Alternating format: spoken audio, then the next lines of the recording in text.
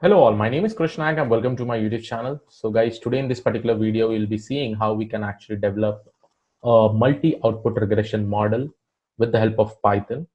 Remember guys, most of the regression problem statement that you solve, you basically consider one variable as a dependent feature and all the remaining variable as independent features. So in this video, we'll try to see that suppose if we have two dependent features and we have a lot number of independent features, how we can actually predict two outputs from one regression model itself. And this whole video is dedicated to this blog by Jason Brownie, guys. This particular link will be given in the description, and you can definitely go here. All the theoretical understanding is given in a much crisp way. I'd like to thank Jason Brownie for this amazing blog to the data science community. And the link of this particular blog will actually be given in the description of this particular video. Just have a look, guys. Amazing explanation they have actually given, and step-by-step explanation. This is one of the best website with respect to machine learning solutions, deep learning solutions, reinforcement learning solutions. Okay, so let's go ahead and try to solve this particular problem. Now, initially what we are going to do is that I'm going to use sklearn.datasets and I'm going to import the make regression technique. Okay, so this make regression is basically helping us to create some data set with respect to regression problem statement.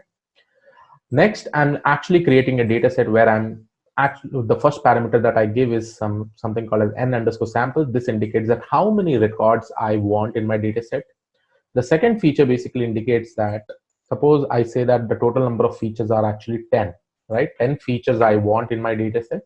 So I'll be definitely getting in one record, I'll be getting 10 features. Then I have also a parameter which is called as n_targets is equal to 2. This basically indicates that how many output or dependent variable I have, and that values also get initialized. So this is n_targets is equal to 2.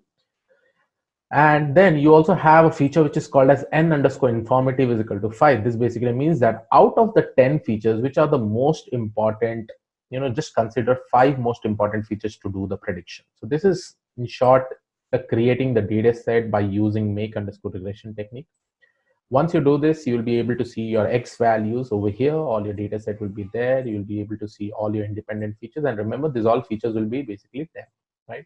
Similarly, in case of Y, you'll be able to see that you have, in each and every record, you have actually 2 features. This is your dependent feature 1. This is your dependent feature 2, because I have actually taken the target class as 2, right? Now, first of all, I'll try to apply linear regression model. And one important thing to note is that, guys, not all the regression algorithm can actually predict multi-output regression, So there are some algorithms which will not be able to perform, and we'll be discussing about that, which algorithm cannot be able to actually predict 2 dependent features or 2 dependent outputs, So first of all, I'm going to apply linear regression. In linear regression, what I'm doing is that I'm saying from sklearn.linear_model import linear regression. Then I'm initializing linear regression over here, and then I'm actually doing fit x, y. So as soon as I do this, my model of linear regression will be created. Then I am creating a test data. You can see this test data is just like 10 features. I've just manually created some 10 data sets based on the data set that was getting initialized over here in my independent features. So after that, I'm actually doing linear regression.predict on test data. So as soon as I do this, let me just execute it in front of you, right? So as soon as I do this, you can see that my output is coming as my first output is basically minus 33.33. And my second output is basically minus 11 plus 265224141. Okay. Now we'll also be trying to see that how we can actually, use negative mean R squared, negative mean R square values or absolute R square values in the cross validation technique. Now this was with the help of linear regression. So definitely we can perform with the help of linear regression. We can also perform with the help of k-nearest neighbor, decision tree regressor, random forest regressor, XGBoost regressor. But here I've just shown three models. One is linear regression, decision tree regressor, random forest. I've also tried with XGBoost and XGBoost regressor. Apart from that, k-nearest regressor also, it works well. And the second technique, what I'm doing is that I'm using decision tree regression. You can see that I've done fit on x, y, and I'm actually predicting my test data. I'm getting these values. Now here you can see that there is some minor difference, because in linear regression we just create a straight line. And one important thing to note over here, guys, the dependent features that we see, right? The dependent feature, usually in a regression problem statement, we have seen that all my independent features and basically all my independent features and this dependent feature will be, dependent on these all features, right? So if this feature changes, this value also changes. Here in this scenario, my output may be also dependent with each other, so output, this dependent feature one may be dependent on the dependent feature two also, in the case of multi-output prediction. So let's try to see over here with respect to decision tree regressor. I've got the output over here, and this looks pretty much amazing when compared to this. Okay. Now, similarly, with the help of random forest regressor also, I'm just going to import from sklearn.ensemble, import random forest regressor. Now, in random forest regressor, I'm doing fit of x comma y, right? So same steps over here and same steps over here. If I do the prediction, you'll be able to see that I'm getting minus 18.44 and minus 103. Again, you can see that the values when compared to all these things, this is very much near to this value instead of the decision tree regressor, right? So here I'm actually getting minus 18.44 and minus 103. Now, how can we perform cross validation? Okay, so for cross validation, what we do is that I'm going to import from sklearn.model selection, import cross val score. Here in the cross val score, I'm taking my random forest regressor. So this random forest regressor, which I have actually created, I've given my input feature x and y. So y is my dependent feature. And remember, this y has two features itself. So when I'm actually trying to calculate, I'm going to use the scoring, which is called as negative mean squared error. And the cross validation number, I'm going to take it as 5. Now you can see that I'm getting 5 scores as such. So by using this, we can actually validate our model, how good or how bad it is. Okay. So this is with respect to cross validation. One assignment that I would like to give you is that try with k-fold cross validations, and just see that what kind of output you actually get, and try to compare the scores. Okay, the scores, how the scores are actually, how much difference the score is having. Okay, and make sure that you also use the same scoring mechanism so that you'll be able to compare in a much better way. Now, as I said, that all algorithms does not support multi-output regression. That basically means they will not be able to predict output with respect to multiple dependent features.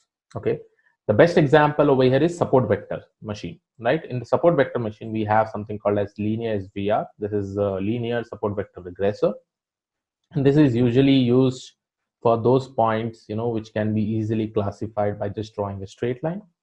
Now, when I'm going to use this, I'm doing fit x comma y, so at this particular case, when I execute this, you can see that, guys, I get an error saying that bad input shape 1500 comma 2. So this 1500 comma 2 is basically, it is in short saying that it is not supporting how it can actually predict the two output features itself.